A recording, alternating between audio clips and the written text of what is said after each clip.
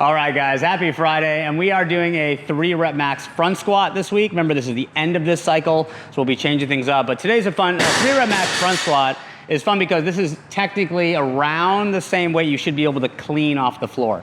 So just give you something to think about as you're building up. But remember, when we set up in our front squat, come out of the rack with the best possible position. So I always tell people, don't just rush and stand up with it and then try to get set from there. Before you stand up with it, you want to take time to really get it nice and deep.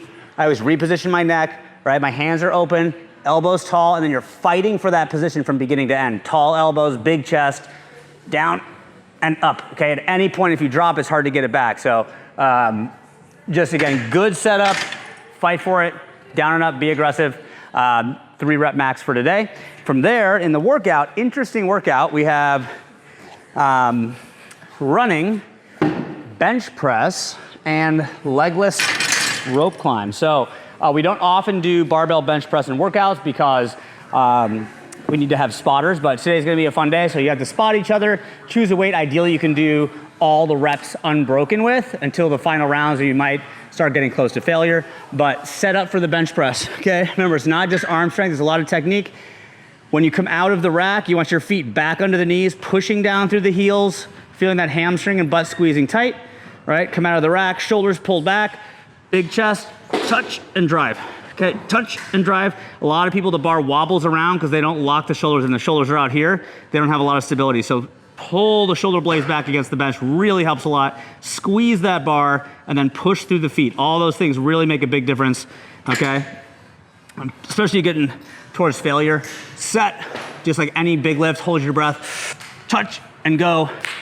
Try to bang those out unbroken as much as you can, all right? From here, let's talk about legless rope climb.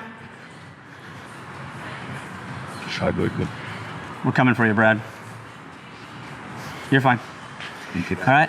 Rope, when you're rope climbing, particularly legless ropes, chalk matters a lot, okay? So this is only 1 per round, okay? The basic thing here is going to be a rope lower for a lot of people. So remember, when you do a rope lower, focus on your body being rigid, okay? We want this to be as hard as possible for the upper body. So when I do a rope lower, I straddle the rope, start with my hands really high, and then try not to bend my knees or my hips.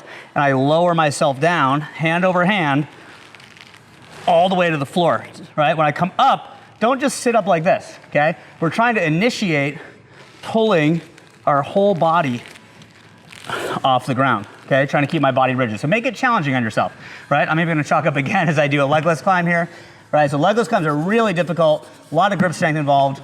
A scale is gonna be just to go as high as you can. Maybe just count the reps of your hands.